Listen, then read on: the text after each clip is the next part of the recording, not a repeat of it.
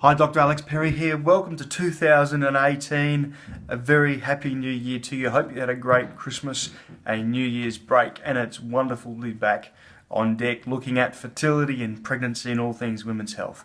I've been out of action for a little while. Last time we spoke, I had damaged my arm quite badly and had some surgery, but well on the way to recovery now and back into looking at helping you with your fertility. So if you haven't fallen pregnant yet and your goals for this year are to fall pregnant and have a baby, and you like some help, particularly if it comes to ovulation and tracking, and if you can't answer this question, am I ovulating?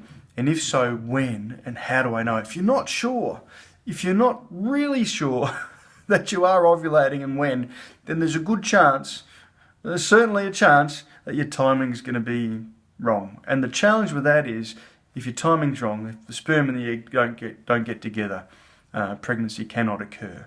So the most important thing that I can help you with is determining as close as we can to what day you're ovulating, and I've got an excellent method for doing that. It may not be when you were thinking it was. A lot of patients I see in the clinic are having this exact problem. They come to me having tried to fall pregnant for a year or more in some cases. Some patients have even been through IVF and still not had success.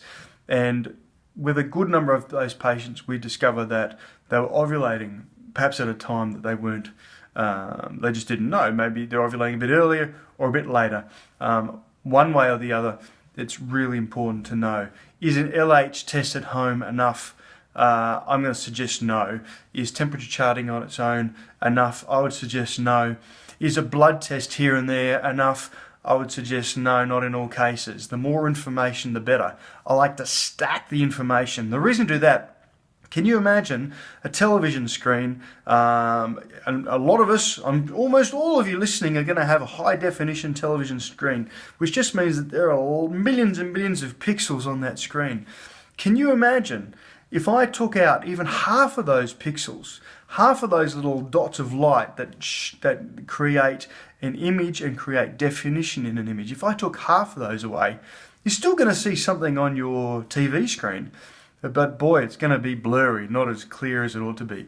So the more information we pack into the screen, the clearer the resolution of the image. And it's very similar when it comes to ovulation. The more information we have about when you're ovulating, the clearer it'll become so that you can get your timing right, and that's really important. So these are things we're going to be focusing on this year. It's my very great pleasure to be talking to you today. Thank you so much for being on this list. If you have a question, please just